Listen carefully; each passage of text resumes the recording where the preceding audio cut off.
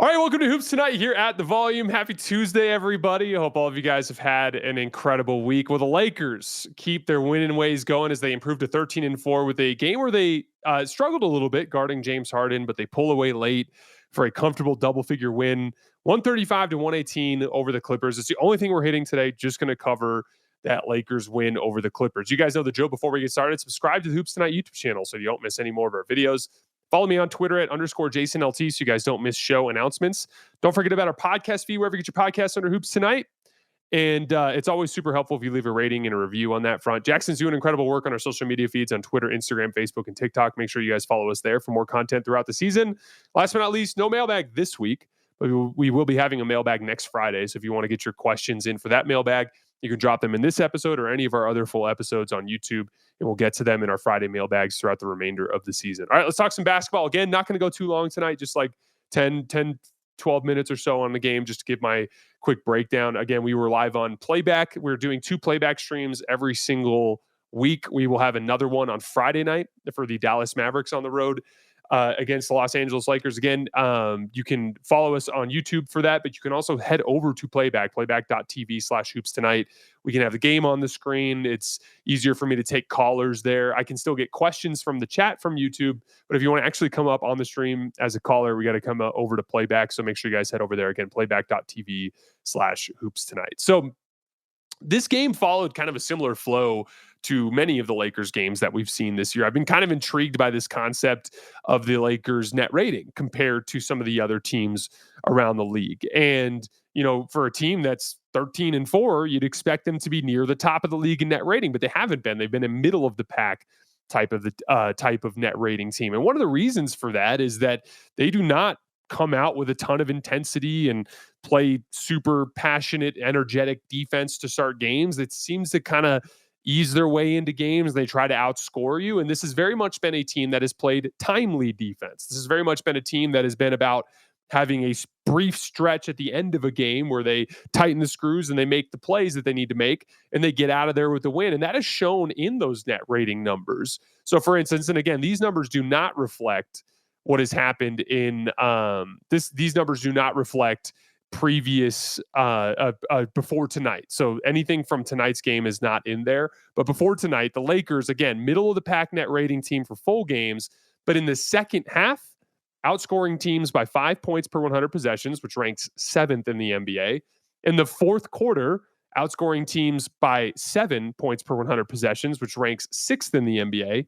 And in clutch situations where the Lakers are now 6-0, obviously not counting tonight, not a clutch game in this particular instance, but in the 6 clutch games they've played this year, they're outscoring teams by 30 points per 100 possessions, which is the 3rd best net rating in the league. So a lot of the pathway for the Lakers has been, they've been kind of a maddening, frustrating type of defense to watch, but then consistently throughout this early part of the season, late third quarter, they start to tighten the screws.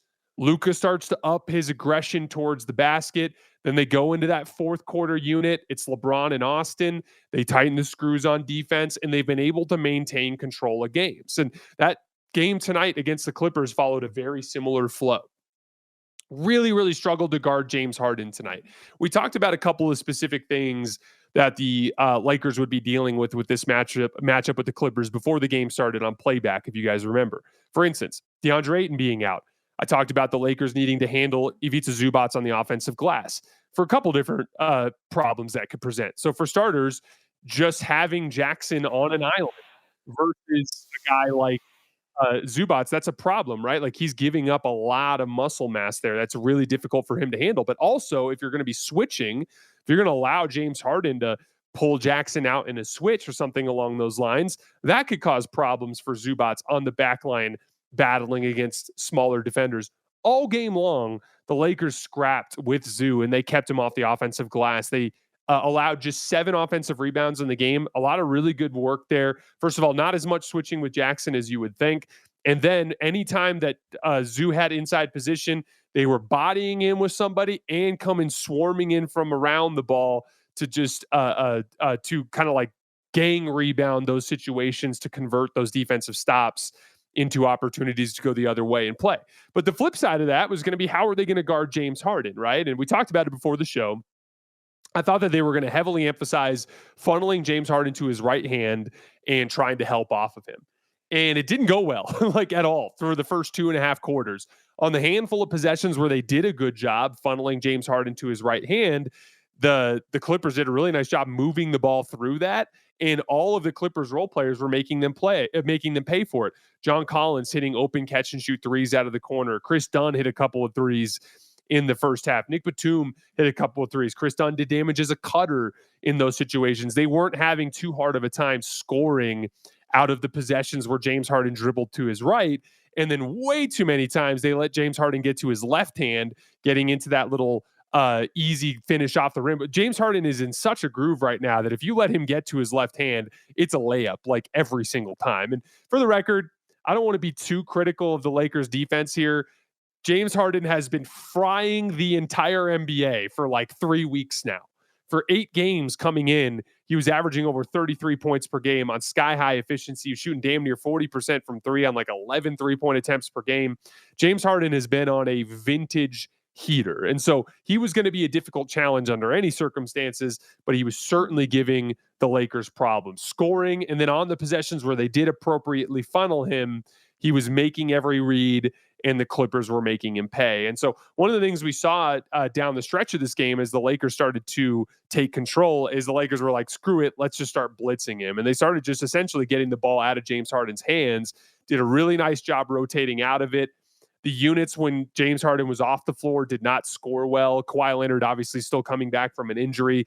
Didn't look like he had much from his legs. Hit a couple of his like patented little middies and hit like a wide open transition 3 on the left wing. But for the most part was like leaving things short, struggling to see double teams. The Lakers were throwing a lot of doubles, especially with LeBron in the first half. Just as soon as Kawhi would turn his back, LeBron would throw a double team. And so a lot of it fell on James Harden.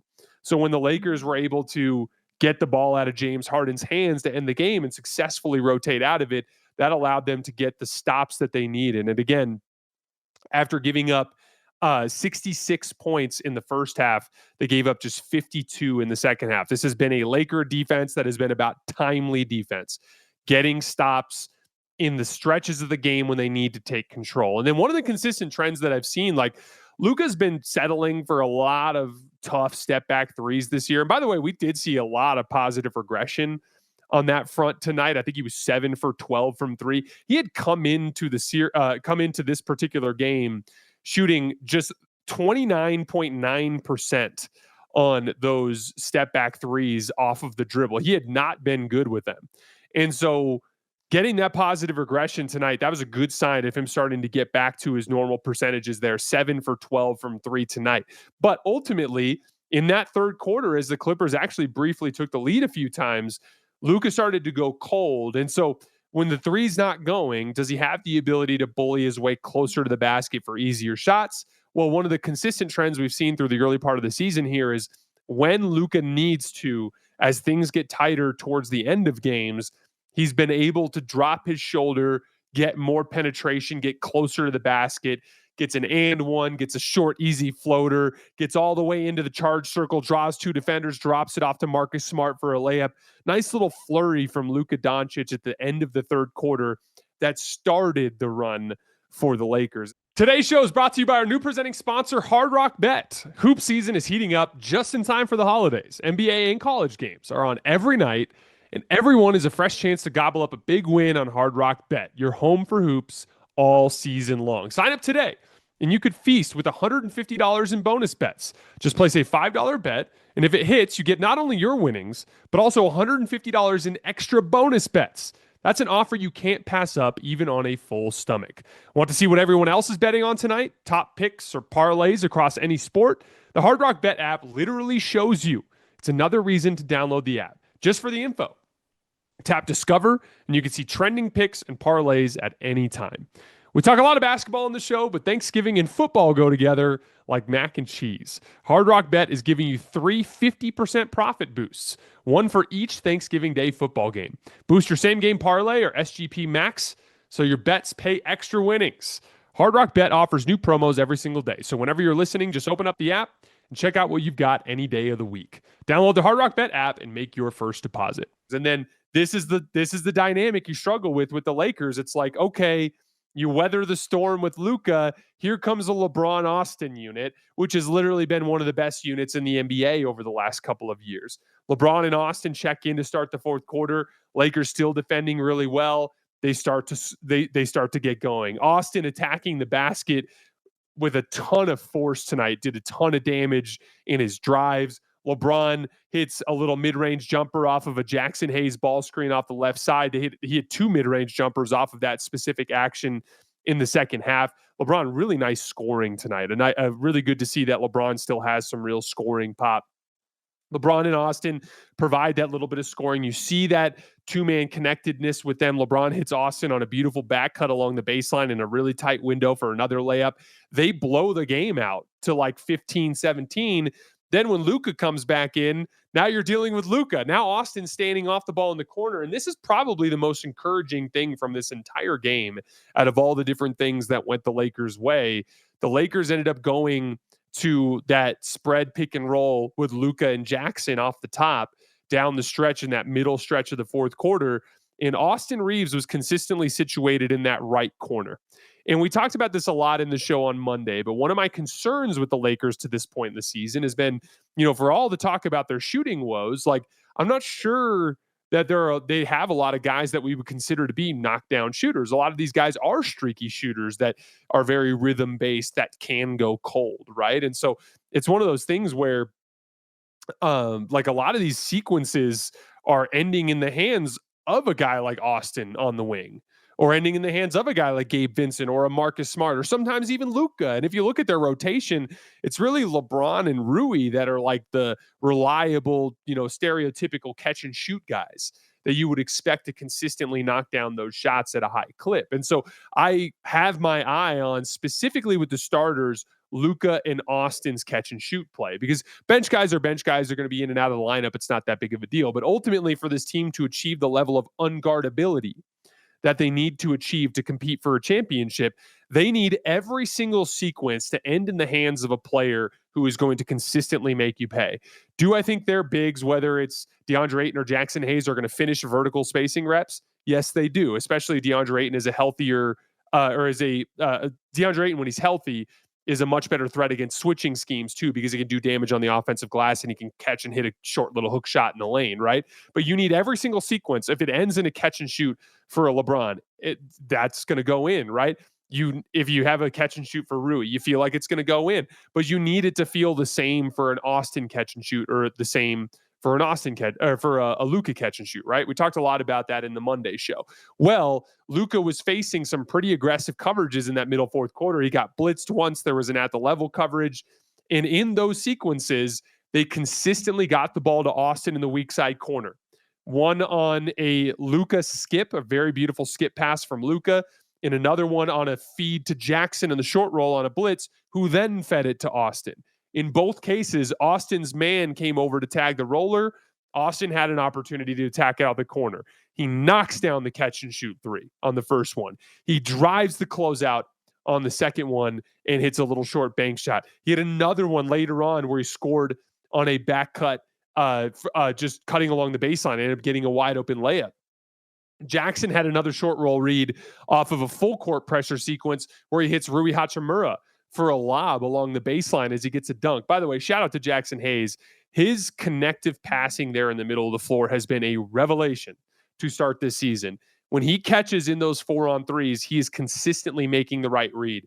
That improvement, as well as him just getting a little bit stronger and a little better at defending with verticality without fouling, has been a big step for this Lakers team getting a better production out of their center rotation. And then you add Maxi Kleber and the work that he's done in the last week or so.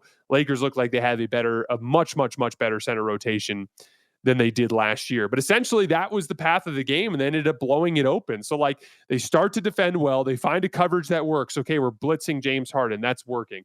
On the other end, late third quarter, Luka brings real rim pressure, much more aggression towards the basket. You go into the third quarter, obviously at that point, James Harden's out of the game briefly. It's a LeBron and Austin unit. LeBron and Austin bring the scoring pop. They blow the game open. Here comes Luka back. Now it's about your ability to score out of the action when all three of your stars on the floor, which they were consistently able to do down the stretch of the game. Really, really impressive game for the Lakers offense. They hang 135 points on a pretty bad Clippers defense. I'm going to bring up a stat. This was from my buddy Law Murray, who covers the Clippers. The LA Clippers have allowed 120 plus points 10 times this season in 18 games. They did not give up their 10th game of 120 plus points last season until March 11th, the 65th game of the season. So the Clippers obviously having some major issues on defense. I had a question in the chat. Someone asked me, is there one thing that you could say that explains why the Clippers have struggled so much to start the season? It's their defense. It's that simple. They've gone to become a bottom 5 defense in the NBA when last season they had a very similar formula, right? Like James Harden, the offensive engine, floor raiser. Zubats is the 2-man game partner. Athletes around them that can play with an advantage and that can defend. The difference is last year they were defending while James Harden was providing that offensive floor. This year they're not. And that has been the big drop-off for them. Couple other quick notes. LeBron scoring again, and perhaps the most encouraging thing is he was better on defense in the second half. His first 3 halves of, or his first, I should say, 5 halves of defense in a Lakers jersey were not good. Just looked like the game was moving a little too fast for him. He was consistently getting caught out of position. Had a couple of brutal mistakes down the stretch of the second Jazz game that almost cost them the game. Much better defensive half in the second half from LeBron. He won some one-on-ones with James Harden. He was flying around in help side rotations, forcing some misses. The Lakers as a team forced a couple of Zubats misses on catches right underneath the basket late in the game. They were an example of that swarming to overcome the size disadvantage that I was talking about. And again, the defensive rebounding was a revelation all night, but LeBron's a big part of that. And I thought he was excellent in that second half defensively. But also 25 points, 9 for 15 from the field. 2 for 5 from 3, 6 rebounds and 6 assists, plus 18 in 32 minutes, got a steal, got a block, had an offensive rebound, like 25, 6 and 6 on super high efficiency with the work that he was doing on the glass and the work that he was doing defensively in that second half. That's a really nice game from LeBron James. If LeBron can get to the point where he's routinely hanging out around that 25, 6 and 6 kind of range, that's where we're starting to talk about a guy that's in the conversation for all NBA. He won't get all NBA this year because he won't play enough games, but it's more just in terms of the level that he's reaching. And we had someone ask us in the chat, like, what will the Lakers have to do in order to justify making a super aggressive win now type of trade? To me, LeBron is the hallmark of that. If you get to late January, early February, and LeBron doesn't look like he's near that level, then you have to start taking the long view. But if LeBron continues to trend upwards, and by the time we get to late January, he's still healthy and he's playing at a super high level, now it becomes a much more complicated conversation because it's like, when is the next time you're going to get an all NBA level talent alongside Luka in this team construct? At that point, it becomes much more complicated. It becomes much more of a decision for this Lakers front office in terms of whether or not they want to make a more aggressive win now type of move. That's where you have to start considering the Andrew Wiggins type of contract that is like a little bit bigger, in his early 30s, a little bit more complicated of a decision, but somebody that you might have to consider if LeBron clearly looks like he's playing at that level when he gets to that point. The positive regression from 3 in general from the Lakers, they ended up shooting 13 for 29 tonight. That's 45%. Obviously a strong indicator, but I do think they're going to be pretty streaky. I think the key guys, again, like when you look at their actual shot diet, so many of their threes are Luka tough step backs. So like Luka improving on his step back 3 and Austin improving on his catch and shoot 3. Those are going to be the 2 main kind of swing factors for the Lakers in their jump shooting if they're going to get up into that more in that middle of the pack range as a shooting team that, as we know, they're capable of getting to. All right, guys, that's all I have for tonight. As always, I sincerely appreciate you guys for supporting us and supporting the show. Again, I hope this is all we have for our Wednesday. So if you guys have I guess it's technically Wednesday here in Denver too. So, but again, as always, I sincerely appreciate you guys for supporting us. I hope you enjoy the holiday. I pre-recorded a show with the Nerd Sesh guys covering contender rankings. So just like kind of an update on how I feel about the top two tiers of contenders. Carson and Logan were awesome. We got into some debates, got into some good stuff there. So make sure you guys meet us over on the YouTube channel on Friday. And then our next playback stream Friday night, Dallas at LA, going to be a fun one. The Lakers have a chance to go 4-0 in the play-in tournament, or in the in-season tournament, with a chance to compete for the in-season tournament championship. Should be a fun one. I will see you guys then.